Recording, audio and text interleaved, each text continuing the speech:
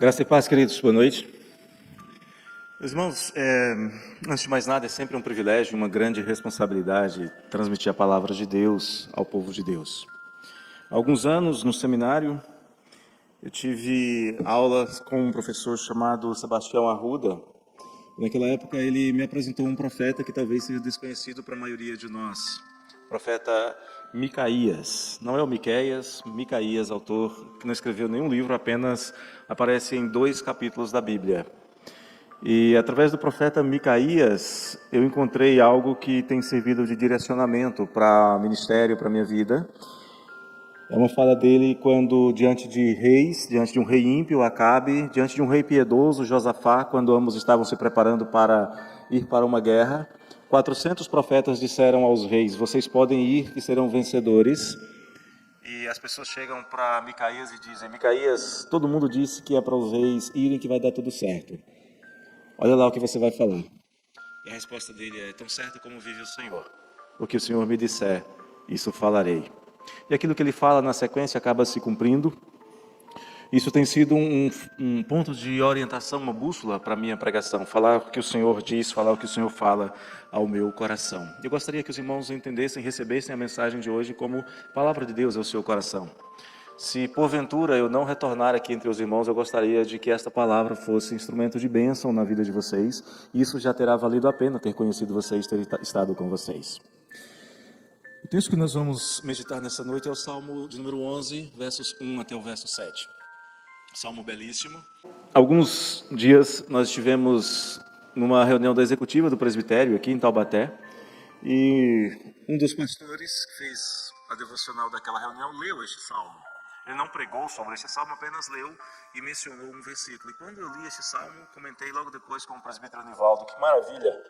E já imediatamente comecei a fazer um esboço deste salmo, e durante a viagem eu entendi que era este salmo que eu deveria compartilhar com os irmãos nessa noite. Então não se trata de uma mensagem especial para um momento especial, trata-se daquilo que Deus falou ao meu coração lá naquele dia e que eu quero compartilhar com os irmãos aqui neste momento. Salmo 11, versos 1 a 7, a palavra do Senhor diz: no Senhor me refugio.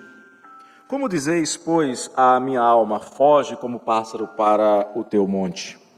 Porque eis aí os ímpios armam o arco, dispõem a sua flecha na corda para as ocultas dispararem contra os retos de coração.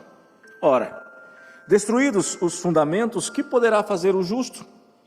O Senhor está no seu santo templo, nos céus tem o Senhor seu trono, os seus olhos estão atentos, as suas pálpebras sondam os filhos dos homens.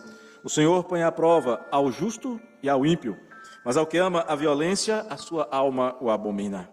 Fará chover sobre os perversos brasas de fogo e enxofre, e vento abrasador será a parte do seu cálice, porque o Senhor é justo, ele ama a justiça, os retos lhe contemplarão a face. Bondoso Deus, nós lemos uma porção da sua palavra, viva, poderosa e eficaz, palavra que edifica, que fala o coração do seu povo. Nós queremos, a Deus, que na medida em que nós refletirmos sobre esta palavra, o Senhor fale conosco. O Senhor instrua este povo que se chama pelo seu nome. O Senhor abençoe este povo que saiu dos seus lares, trazidos pelo teu Espírito Santo a este lugar. Porque o Senhor quer falar ao coração do seu povo, quer falar ao seu rebanho, às suas ovelhas, aos seus filhos, aos seus servos. Te pedimos em nome de Jesus que o nosso coração esteja preparado para receber esta palavra e para que ela possa, ó Deus, frutificar 30, 60, 100 por 1. Te pedimos, ó Deus, que o Senhor nos abençoe. Abençoe-nos, Deus, para que todos saibam que nós temos um grande Deus. Esse é o nosso desejo, que o seu nome seja glorificado nas nossas vidas. É o que te pedimos e agradecemos desde já, em nome de Jesus. Amém. Esse salmo foi escrito pelo rei Davi. Foi escrito pelo mavioso salmista de Israel. Não sabemos exatamente, ninguém sabe exatamente a data em que Davi escreveu este salmo.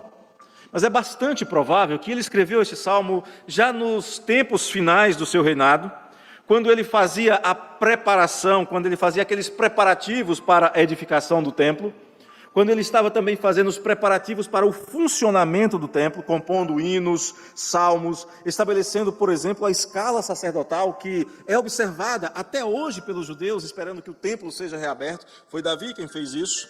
E tudo isso antes de passar o trono para o seu filho Salomão, antes de reservar ouro e prata e pedras preciosas e joias para a construção do templo, como nós vemos no livro das Crônicas. É bastante provável também que Davi escreveu este salmo para que o povo de Deus, para que nós louvássemos ao Senhor, exaltando o reinado eterno do Senhor. Lembrando do olhar criterioso, do juízo de Deus sobre todos os homens, sobre o Deus que abençoa aqueles que procedem retamente. Ele queria que o povo de Deus considerasse que, mesmo quando os maus aparentemente estivessem triunfando, mesmo quando o justo aparentemente estivesse sendo o grande perdedor da história, ainda assim os justos continuassem a praticar a justiça. Obedecendo, por exemplo, o que mais tarde seria escrito por João em Apocalipse 22:11. Continue o injusto fazendo injustiça. Continue o imundo ainda sendo imundo. O justo continue na prática da justiça e o santo continue a santificar-se. E por quê? Porque o Senhor vai julgar.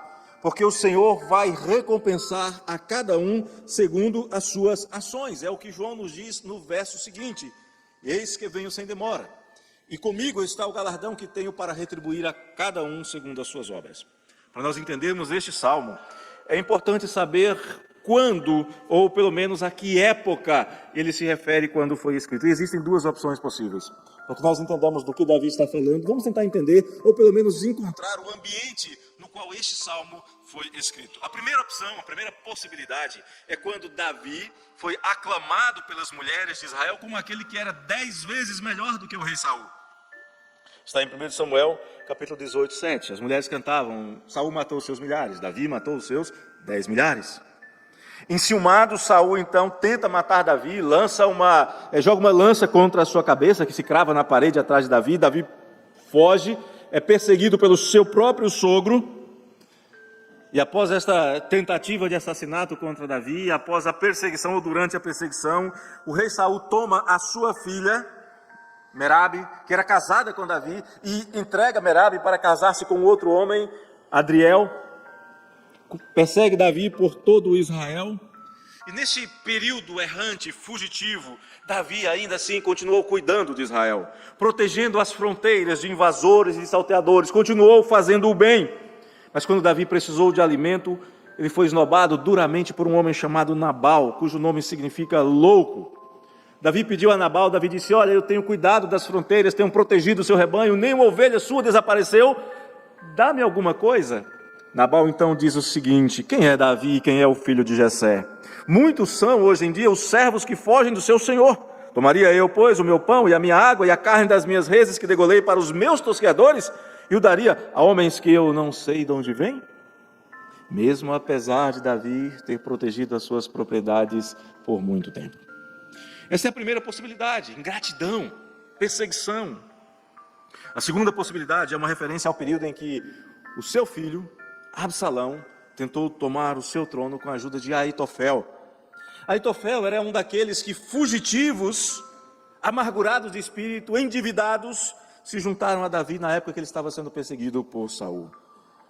Aitofel queria que Davi fosse covardemente atacado pelas costas.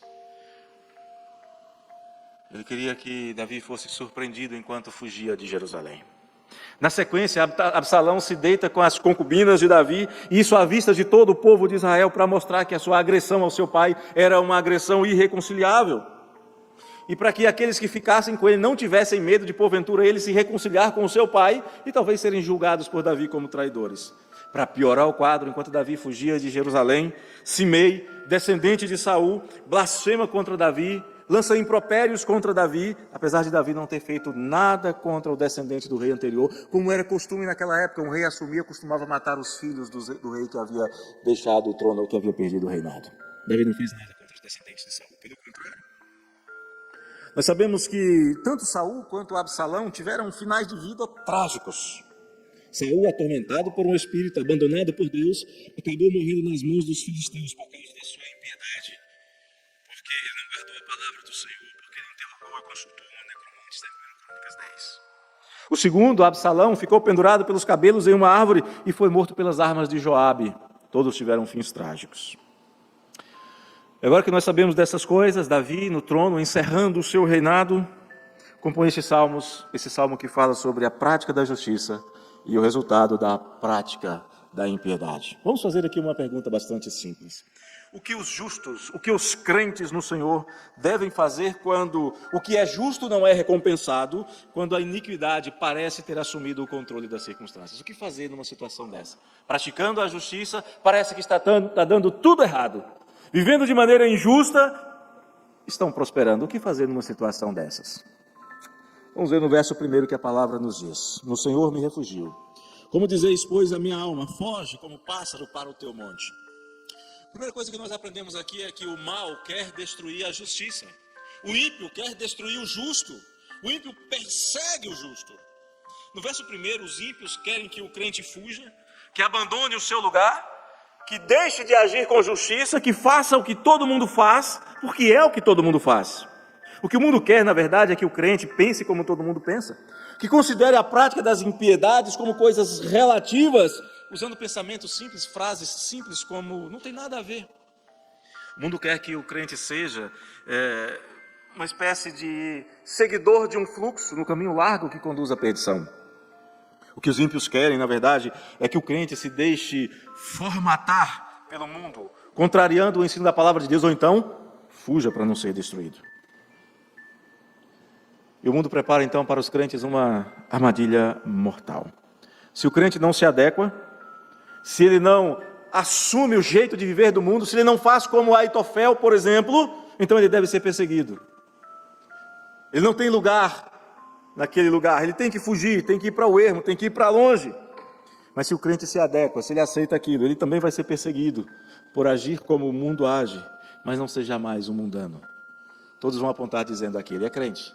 Mas é um crente relaxado, é um crente descompromissado, é um crente desobediente, é um crente rebelde. De qualquer maneira, é uma armadilha perigosa. Se você diz não, vai ser perseguido. Se você diz sim, você vai ser perseguido do mesmo jeito. Não tem jeito para o crente. Ele vai ser perseguido no mundo. Essa é a primeira coisa que Davi nos ensina aqui no verso 1. No verso 2, Davi nos lembra que os ataques dos ímpios são covardes. Verso 2, porque eis aí os ímpios, armam o arco, dispõe a sua flecha na corda, para as ocultas dispararem contra os retos de coração. Foi isto que Saul fez, lançando uma lança contra Davi, que se assentava à sua frente, em um banquete familiar. Foi isto que Aitofel queria, que os exércitos de Absalão perseguissem Davi, quando esse estava fugindo com as suas esposas e filhos, alguns irmãos, inclusive, do próprio Absalão. A verdade é que a pressão, a verdade é que as ameaças dos praticantes da impiedade vão estar sempre presentes na vida do crente. Pode ser por meio de tentativas de destruição física, como é o caso de Davi. Pode ser tentativas de destruição da sua honra e da sua moral. Pode ser tentativas de destruir você profissionalmente, mas o fato é que o mundo vai querer destruir você, porque o mundo quer que os crentes desapareçam. Porque a presença dos crentes é como um farol para mostrar-lhes que são ímpios. E o mundo vai fazer isso das formas as mais diversas. Pode fazer isso, por exemplo, por meio de pressionamentos ideológicos, para que você pense como eles pensam. Pode ser por meio de amigos, pode ser por meio de familiares que querem que você faça o que eles gostam, o que eles acham bom e proveitoso, mas que o crente sabe que milita contra a sua alma. Esses amigos, esses familiares, muitas vezes cheios de boa vontade, eles acham, e veja bem, queridos, eles não estão tentando levar você para fazer algo que eles acham que vai destruir você. No fundo do coração, eles acham, cheios de boa vontade, de verdade, que estão fazendo bem para você, quando querem que você faça as mesmas coisas que eles façam. Eles oferecem para você o melhor que o mundo tem. Mas eles não sabem que o melhor do mundo ainda é muito menos do que a menor das bênçãos do Senhor. E eles não sabem, não entendem que o amor ao mundo, na verdade, é inimizade contra o Senhor. Eles querem que vocês amem o mundo e amem as coisas do mundo. O problema é que João nos diz que se alguém amar o mundo, o amor do Pai não está nele. Os agentes da impiedade, às vezes nossos amigos, e às vezes até pessoas que nos amam, estarão dispostos a agir, inclusive pelas costas, inclusive com arranjos às ocultas para ferirem a sua alma. Isso é porque é da sua natureza, é a inclinação dos seus corações. E mesmo que as suas ações exteriores aparentem outra coisa, o seu coração é maligno. E o que sai de um coração maligno é maldade. E o ímpio quer destruir você. O iníquo quer a sua destruição, quer sambar sobre o seu cadáver. Verso 3. Muitas vezes parece que a impiedade triunfou. Olha o que Davi diz no verso 3. Ora, destruídos os fundamentos, o que poderá fazer o justo? Numa situação como essa, quando parece que o ímpio governa, às vezes o ímpio governa, o que o justo deve fazer? Como agir quando os fundamentos da justiça parecem ter sido destruídos? O que fazer quando valores como honra, justiça, gratidão, família, como no caso de Saul, amizade, gratidão, honra ao pai, no caso de Absalão? Como fazer quando valores como esses parecem não ter mais valor algum no nosso entorno? A pergunta que Davi faz aqui não é uma constatação. Ele não está afirmando que os fundamentos foram destruídos. Ele está dizendo que haverá momentos em que os fundamentos terão de tal forma sido aviltados que parecerá que eles desapareceram. Jogarão tanta sujeira contra eles que parecerá que eles não estarão mais ali. Mas os fundamentos nunca serão destruídos porque o Deus eterno não permitirá que tal coisa aconteça. Mas esta é uma pergunta que nós devemos fazer. É uma pergunta que cada crente deve fazer quando chegar o momento em que o seu coração estiver de tal maneira angustiado com a maldade, que talvez você seja levado a pensar: não adianta mais agir com justiça no mundo marcado pela injustiça e pela louca rebelião contra Deus. No mundo em que o louco fala loucamente, como diz Isaías no capítulo 32. No mundo em que o coração dos homens obram o que é iníquo, resolvem usar de impiedade, proferir mentiras contra o Senhor, preferem deixar o faminto na ânsia da sua fome e fazer com que o sedento venha a ter falta de bebida. Ou seja, um mundo em que a impiedade está agindo de tal maneira que só aumenta o sofrimento do seu próximo. O que fazer no mundo em que os juízes torceram a justiça por causa de interesses escusos, inconfessáveis e subornos? Como lembra Deuteronômio 16:9, que o juiz justo não deve torcer a justiça, não deve fazer acepção de pessoas, não tomar suborno. O que fazer quando os líderes que deveriam governar com justiça se acovardam e prevaricam das suas funções? O justo deve se perguntar: o que eu faço? O que eu devo fazer? Essa é a pergunta que Davi nos apresenta e a pergunta que nós devemos nos fazer. O que um crente deve fazer quando parece que a lei que prevalece não é a mais justa e quando os fundamentos da justiça parecem que foram removidos? O que fazer? Dá vontade de desanimar. Dá vontade de estender a mão e abraçar a iniquidade. E talvez alguns estejam como o salmista Davi diz: olha, quase me resvalaram os pés. O que fazer? O verso 4, Davi começa a nos oferecer respostas. E a resposta para essa pergunta, sem dúvida, está na palavra de Deus. Davi diz assim, no verso 4: o Senhor está no seu santo templo. Nos céus tem o Senhor seu trono. Os seus olhos estão atentos, as suas pálpebras sondam os filhos dos homens. O crente pode acreditar que os fundamentos foram resolvidos? A resposta é não, de maneira nenhuma. Podemos pensar que os marcos eternos que Deus estabeleceu e que definem o que é certo e errado podem ser mudados pela vontade dos homens? A resposta é não, de maneira alguma. Uma lei só pode ser mudada se for mudada pelo próprio legislador ou se houver mudança de legislador.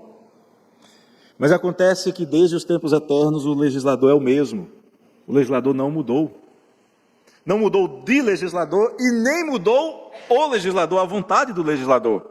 Deus é o Deus vivo, como diz Micaías. E Ele ainda está no seu alto e sublime trono, como nos diz Isaías. Mesmo que haja mudança nos tronos humanos, e mesmo que a inclinação do coração dos ocupantes dos tronos humanos mudem, aquele que habita no alto e sublime trono não muda, Ele ainda está lá. Quando o povo de Israel lamentava a morte do rei Uzias, de um grande rei na história de Israel, quando eles se preocupavam com quem seria o próximo rei, o profeta Isaías chama a atenção do povo e diz: o verdadeiro trono de Israel não está vazio, o grande rei ainda reina sobre toda a terra. O Senhor está no seu alto e sublime trono, o Senhor governa de maneira soberana e poderosa. E Davi aqui neste texto diz que o Senhor está no seu trono. No Salmo 113, o salmista diz que não há ninguém semelhante ao nosso Deus, cujo trono está nas alturas, que se inclina para ver o que se passa nos céus e sobre a terra. É o Deus que se assenta no alto e sublime trono, mas está vendo o que está acontecendo. Ele está olhando. Embora o homem pense que possa se esconder de Deus, o Senhor vê. É o que nos diz o salmista no Salmo 94. Os homens dizem, o Senhor não vê. Os homens dizem, Deus não faz caso disso. Mas a Bíblia diz, o Senhor vê. E ri-se deles o soberano de Jacó. Mesmo que o homem ache que Deus não tem interesse no que eles estão fazendo, Deus está olhando. Mesmo que ache que Deus não vai fazer nada, Deus está julgando, Deus está avaliando. Ele está vendo, Ele está ouvindo, Ele está esquadrinhando os corações, Ele está olhando as intenções, Ele está percebendo inclusive as justificativas mentirosas que as pessoas usam para pecar. Jeremias no capítulo 20 fala isso. O Senhor dos Exércitos prova o justo, esquadrinha os afetos e o coração. Nada, diz a palavra de Deus, nada escapa do julgamento criterioso de Deus. Quando parece que a impiedade reina, lembremos-nos, o Senhor está no seu alto e sublime trono. O Senhor vê, o Senhor se inclina para examinar, o Senhor sonda os corações. Ele é o rei que reina e reina eternamente, Ele continua reinando. Nos versos 5 e 6, Davi vai nos ensinar um pouco mais sobre este Deus, sobre a natureza desse Deus, sobre como este Deus se relaciona com os homens. Davi vai nos dizer aqui que o nosso Deus, que o Deus que se assenta no alto e sublime trono, é o Deus que não permite que a injustiça fique sem o devido julgamento. O Senhor põe à prova ao justo e ao ímpio, mas ao que ama a violência, a sua alma o abomina. Fará chover sobre os perversos brasas de fogo e enxofre, e vento abrasador será a parte do seu cálice. Quando eu vejo essa descrição, eu me lembro de uma outra descrição na Bíblia, lá em Apocalipse, que diz que os homens pedirão aos montes e aos outeiros que caiam sobre eles quando vier o grande e terrível dia do Senhor. Não sei quantos já queimaram o dedo com fósforo, riscando um fósforo, dói muito. Não sei quantos já tiveram a experiência de um martelo cair no dedinho do pé, dói bastante. Agora imagine você julgar melhor que um monte lhe caia sobre a cabeça para não ter que enfrentar a ira do Todo-Poderoso. Faz parte da natureza dos homens agirem segundo a inclinação dos seus corações. Os homens ímpios praticarão a impiedade, porque esta é a inclinação do seu coração. O seu coração é pecaminoso, é inclinado para o mal, vai praticar o mal. E é por isso que a gente vê aparentemente o mal triunfar, apenas aparentemente. No caminho largo que conduz à perdição, os ímpios praticam as suas impiedades. E Pedro vai dizer que eles praticam essas impiedades como se estivessem numa Olimpíada do pecado. Como se estivessem querendo ganhar do outro, praticar o maior pecado, o pecado mais vil. E quando olham para os crentes que não fazem as mesmas coisas, eles estranham. Está lá em 1 de Pedro, no capítulo 4. Difamam os crentes, estranhando que não concorram com eles no mesmo excesso de devassidão. Eles concorrem no excesso de devassidão. E muitos deles pensam, nada vai acontecer. Vou escapar impune. Vai ficar tudo bem. Ou, como gostam do que é mal, vai ficar tudo mal. Não tem problema. Mas estão terrivelmente enganados. E vão descobrir isso no tempo próprio. No Salmo 34, o salmista diz que o rosto do Senhor está contra os que praticam o mal, para lhes extirpar da terra a memória. A ideia de o rosto estar contra é uma atitude de vingança, é uma atitude de retribuição, de exercer juízo punitivo. Davi já nos disse que o Senhor vê. Davi já nos disse que Ele examina com critério. E agora ele vai dizer que o Senhor exerce juízo sobre toda a terra. Jeremias nos diz algo parecido no capítulo 25, chegará o estrondo até a extremidade da terra, ou seja, não vai haver lugar onde se possa esconder, porque o Senhor tem contenda com as nações, entrará em juízo contra toda a carne, e conclui, os perversos entrarão a espada, quem diz é o Senhor. E o Senhor vai fazer isso com pleno direito, com plena justiça, vai recompensar com justiça os ímpios que preferiram praticar a injustiça e por isso merecem a punição por seus pecados. E a palavra diz que eles sofrerão a justa ira de Deus. Pedro nos afirma isso na sua primeira carta. Os olhos do Senhor repousam sobre os justos. Os seus ouvidos estão abertos às súplicas dos justos, mas o rosto do Senhor está contra aqueles que praticam a iniquidade. Não haverá como fugir, não haverá para onde fugir. O Senhor diz que exercerá um extremo juízo sobre a prática do mal. Ezequiel, no capítulo 15, diz o seguinte, palavra do Senhor: voltarei o rosto contra eles, ainda que saiam do fogo, o fogo os consumirá. E sabereis que eu sou o Senhor, quando tiver voltado o rosto contra eles. Vai haver julgamento, sim. O Senhor exercerá juízo sobre a prática da injustiça. Mas o texto diz um pouquinho mais. No verso 7, diz que o Senhor recompensa com benignidade o que pratica a justiça. Porque o Senhor é justo, Ele ama a justiça.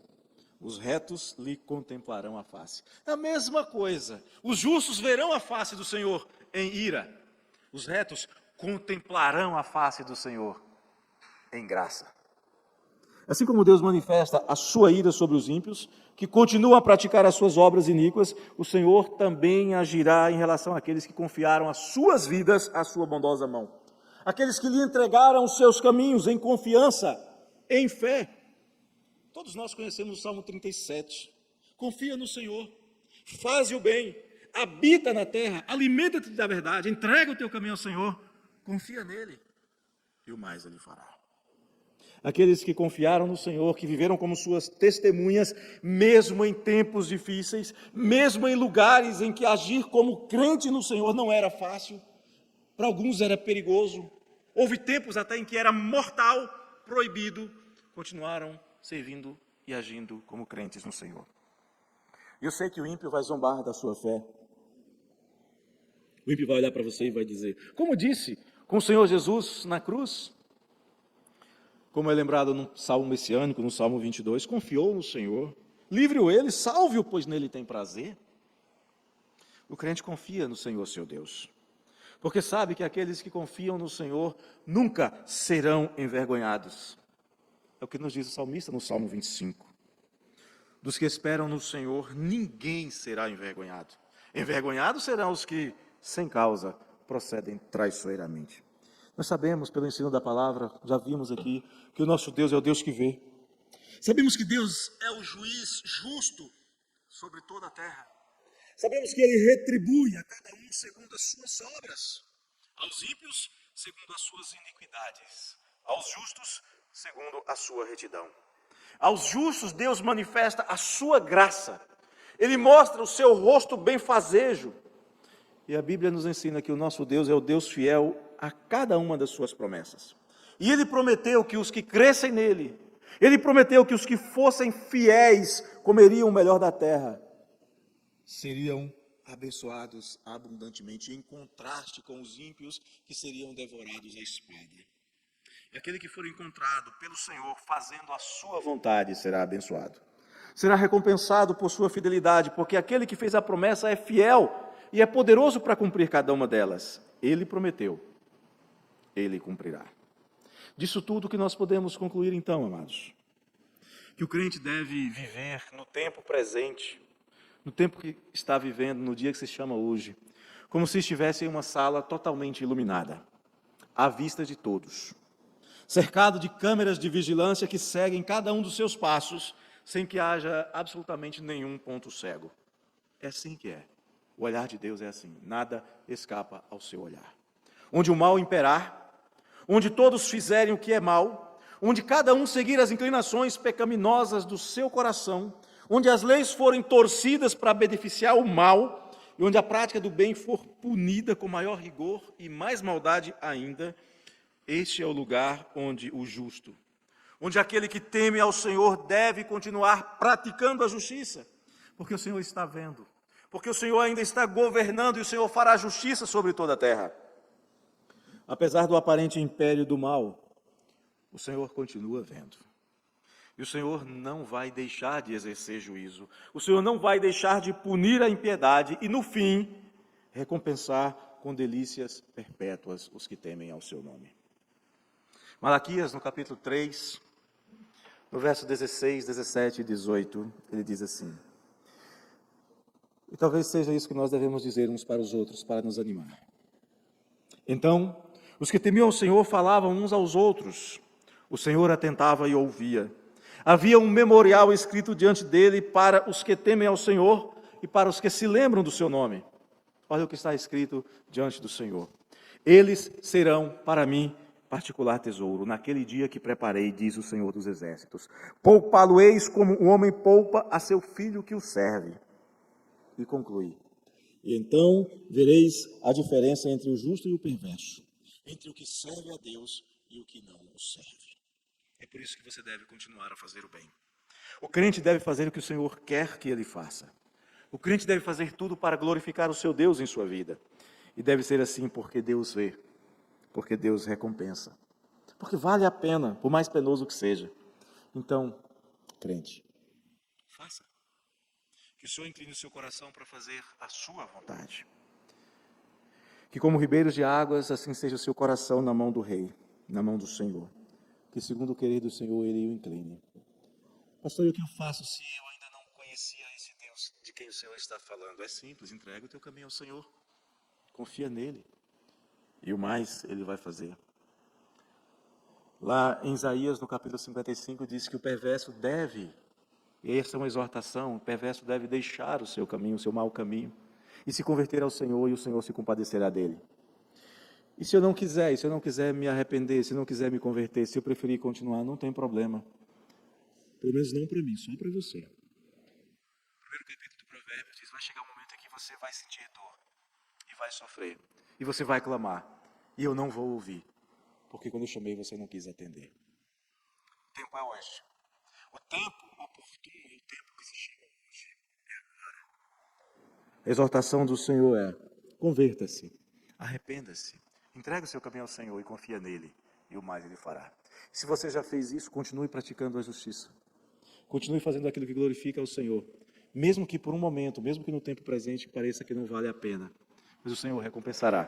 Como diz Malaquias, chegará o tempo em que nós veremos a diferença entre o justo e o perverso, entre o que serve a Deus e o que não serve, entre o que teme ao Senhor e o que não teme. Eu espero que você saia daqui nesta noite, por obra e graça do Espírito Santo de Deus, com o coração cheio de temor do Senhor, do Deus que vê, do Deus que julga, do Deus que pune, do Deus que abençoa. Que o Senhor nos dê graça para colocar em prática a sua bendita palavra.